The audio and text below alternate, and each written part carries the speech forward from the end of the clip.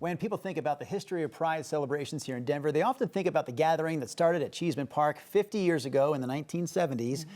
It started that whole big movement. It's grown, of course, to the giant month-long celebration we have today, but there is more to that history. Right. Andrea Malcolm from the Molly Brown House is joining us to talk about the Historic Museum's own LGBTQ history. Thanks for coming in. Yeah, thank you.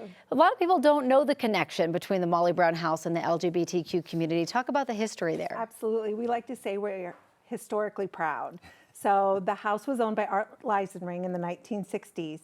We've come to learn that he ran it as a men's-only boarding house, which meant it was a safe space to live if you identified as gay in the 1960s. So this is a story we're just learning and sharing with our visitors to the museum.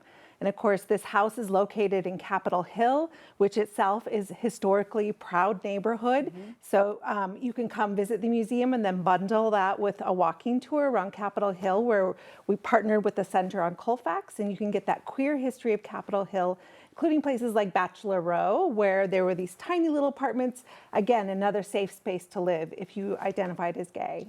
I was hoping you would tell us a little bit about that walking tour. A lot of people had questions about that. How about just in general, some of the other history that surrounds that neighborhood? Absolutely. So we are a neighborhood that's rooted in that history of mining and the built environment.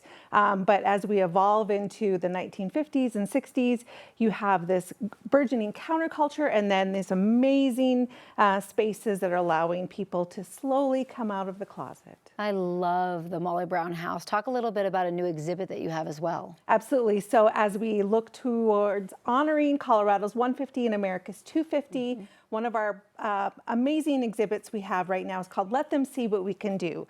We partnered with Access Gallery, which is another local nonprofit that gives artists with disabilities access to the arts world, to learn how to become artists, become working artists. And so Access Gallery artists came to the museum, learned about Mrs. Brown, and then we asked them to think about what identity means to them, what democracy means to them, how Mrs. Brown inspires them. So they created these beautiful works like the one next to me, which is a hand, a colorful hand to represent all of the different women who participated in the suffrage movement in the push to gain the right to vote. So they worked so tremendous and created beautiful works of art that you can see on exhibit in the museum. It is Pride Month, but this coming weekend is going to be a big weekend for sure. Can you talk real quickly just about some of the excitement surrounding this weekend? Yes, so we're so excited to be able to celebrate Pride, come to the museum, see the exhibit, and then find us on 16th Street as part of Pride celebrations.